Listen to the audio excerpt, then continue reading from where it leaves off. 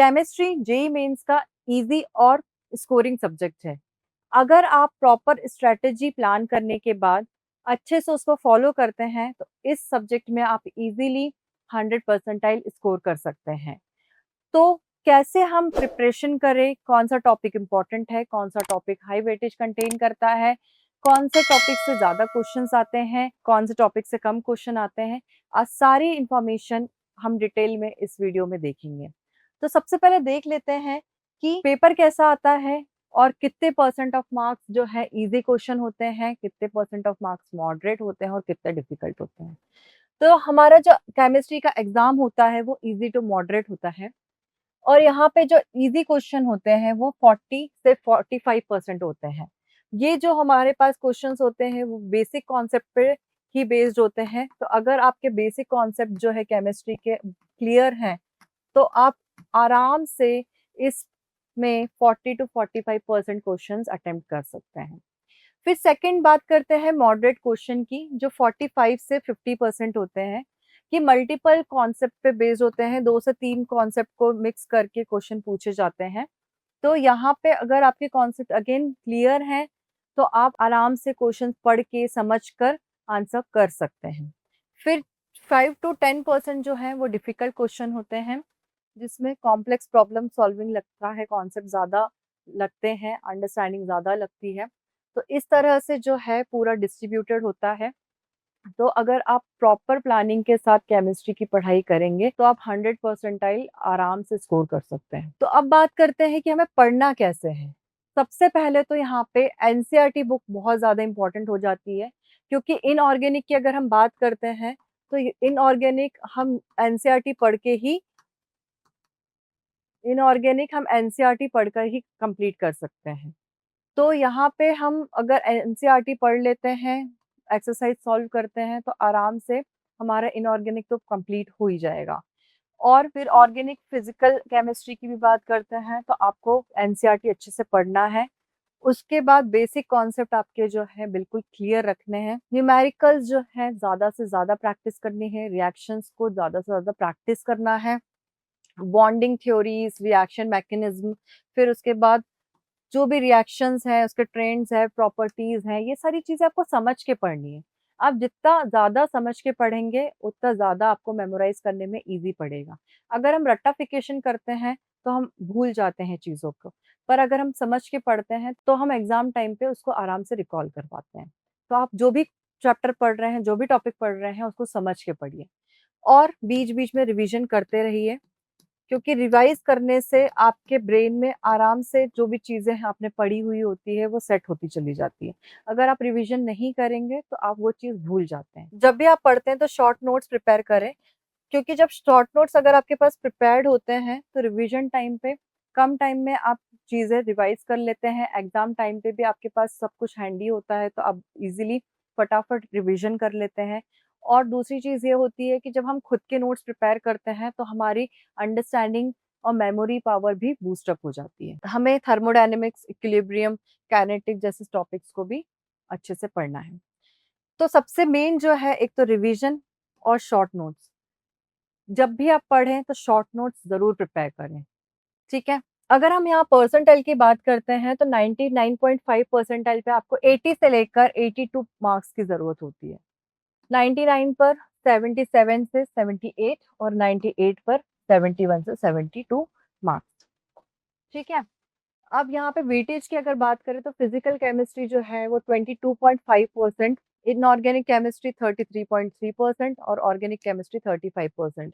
इसमें आपके मेन जो टॉपिक्स है thermodynamics, chemical kinetics, equilibrium, periodic trends, reaction coordination, compounds, reaction mechanism, functional group and stereo chemistry. तो ये जो टॉपिक्स है आपके इतना वेटेज, हैवी वेटेज कंटेन करते हैं।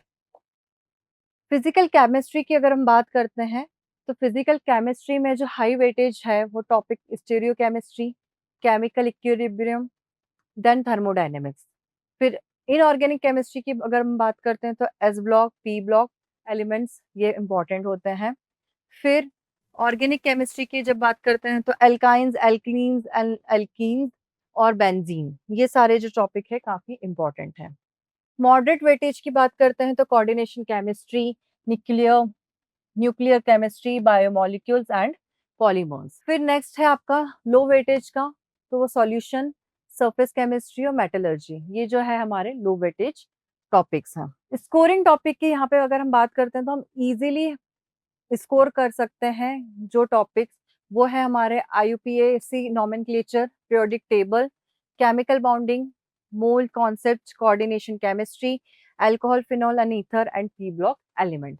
इससे हम बहुत आराम से ज्यादा मार्क्स स्कोर कर सकते हैं। तो इन टॉपिक पे आप ज्यादा फोकस करके आराम से ज्यादा स्कोर कर सकते हैं। फिर हम इम्पॉर्टेंट टॉपिक की अगर बात करते हैं यहाँ पे, तो ऑर्गेनिक केमिस्ट्री में नेम, रिएक्शन और मैकेनिज्म, रिएक्शंस को बहुत अच्छे से आपको समझना है, उनके मैकेनिज्म को समझना है, ये बहुत इंपॉर्टेंट होता है। हमें नेम रिएक्शन पता होने चाहिए। उसके बाद नोमेनक्लेचर, किस टाइप के रिएक्शन है।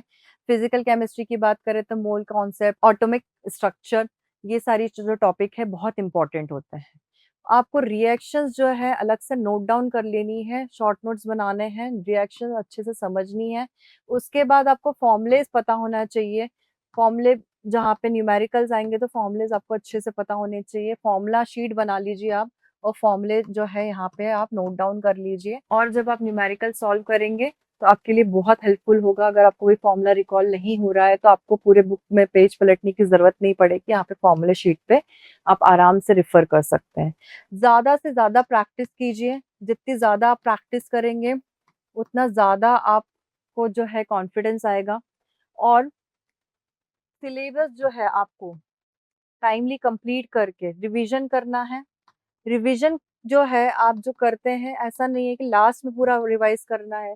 जो भी टॉपिक आप पढ़ रहे हैं, 2 चैप्टर के बाद, 3 चैप्टर के बाद आपका प्रीवियस टॉपिक के लिए भी थोड़ा टाइम निकाल के उसको भी आपको रिवाइज करना है, जिससे कि आप वो टॉपिक भूलेंगे नहीं। आपके जो रिएक्शंस हैं, जो आपने पढ़ा है, जो टॉपिक पढ़ते हैं, वो आपके ब्रेन में आराम से अच्छे से सेट हो जाएगा। नेक्स्ट हम बात करेंगे इनऑर्गेनिक केमिस्ट्री की, तो केमिकल बाउंडिंग, उसके बाद shape and hybridisation, molecular orbital theory, dipole movement, then transition element और कोऑर्डिनेशन केमिस्ट्री। ये सारे टॉपिक्स जो हैं आपके काफी इंपॉर्टेंट हैं। अब इम्पॉर्टेंट ये है कि आपने यहाँ पे आपके पढ़ाई कर ली, आपने सिलेबस कंप्लीट कर लिया, नोट्स प्रिपेयर कर लिए, फिर उसके बाद आपने रिवीजन भी कर लिया। फिर उसके बाद क्या इम्पोर्टेंट है, उसके बाद बहुत ज्यादा इम्पोर्टेंट है हमारे लिए मॉक टेस्ट देना। मॉक टेस्ट देना बहुत इंपॉर्टेंट है, क्योंकि मॉक टेस्ट से ही आपको पता पड़ेगा, आप एनालाइज कर पाएंगे कि जो आप पढ़ रहे हैं आपका सही पाथ पे है कि नहीं, आप समझ पा भी रहे हैं कि नहीं। तो आपको मॉक टेस्ट बहुत ज्यादा अटेम्प्ट करने की जरूरत है, क्योंकि मॉक टेस्ट से हमें अपने स्कोर समझ आते हैं कि कितना हम स्कोर कर पा रहे हैं, कौन से हमारे वीक एरियाज रह रहे हैं, हम टाइम मैनेज कर पा रहे हैं कि नहीं कर पा रहे हैं। पढ़ तो हम सब लेते हैं, पर एग्जाम पे टाइम मैनेजमेंट भी बहुत इंपॉर्टेंट रोल प्ले करता है।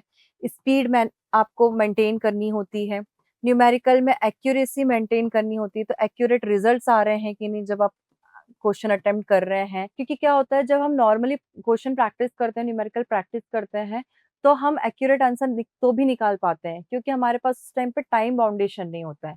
पर जहाँ पे टाइम बाउंडेशन होता है ना, वहां पे अनवांटेड सा प्रेशर कभी कभी क्रिएट हो जाता है। तो चीज आती हुई भी हम कभी कभी गलत कर देते हैं, कभी हम वैल्यूज ही गलत लिख लेते हैं। क्वेश्चन पेपर में लिखा कुछ है, आंसर में कुछ लिख, जब हम सॉल्व कर रहे होते हैं तो वो कुछ लिख देते हैं। तो ये सारी जो सिली मिस्टेक्स होती है, उसके कारण हमारे पास कभी आंसर मैच ही नहीं कर पाता है।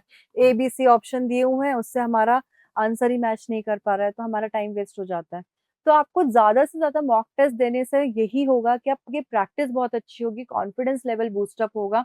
और जब एग्जाम टाइम पे आपको पैटर्न जब पता होगा कि ऐसे क्वेश्चन पूछे जाते हैं, कैसे आपको क्वेश्चंस को हैंडल करना है, अगर आपको कॉम्प्लेक्स क्वेश्चन है तो आपको कैसे समझना है, क्वेश्चन कैसे पढ़ के आप समझ सकते हैं कि कौन सा कॉन्सेप्ट है, ये सारा प्रैक्टिस से ही आता है। ऐसा बिल्कुल नहीं करना है कि आपने पढ़ लिया और डायरेक्ट जाके एग्जाम दे दिया। आपको मॉक टेस्ट देना ही देना है, आपको आपके वीक एरियाज को एनालाइज करना है, उनको पढ़ना है, कैसे सॉल्व करना है, चीजों को समझना है, जहां पे भी आप गलत कर रहे हैं उसको समझ के सही करना है।